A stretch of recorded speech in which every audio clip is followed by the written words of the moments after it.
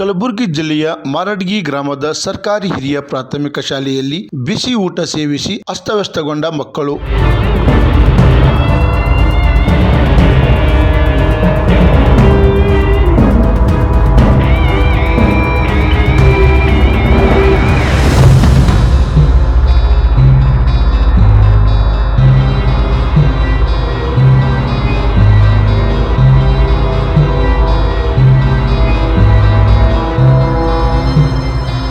ಜಿಲ್ಲಾಡಳಿತ ಕಣ್ಮುಚ್ಚಿ ಕೂತಿರುವುದು ವಿಪರ್ಯಾಸ. ಬಿಸಿ ಊಟ ಸೇವಿಸಿದ ಅಸ್ತವ್ಯಸ್ತರಾದ ಮಕ್ಕಳು ಆಸ್ಪತ್ರೆಗೆ ದಾಖಲಾಗಿದ್ದಾರೆ.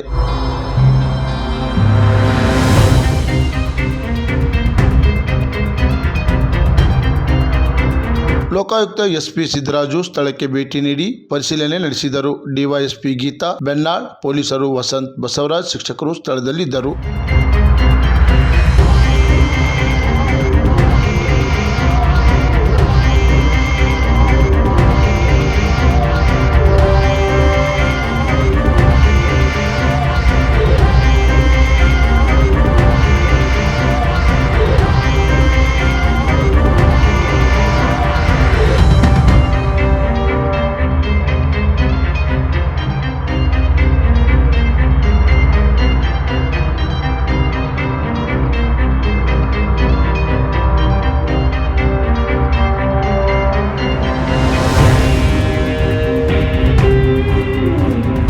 ಕ್ರಾಂತಿ ಸಮಾಚಾರ, ಕಲಬುರಗಿ.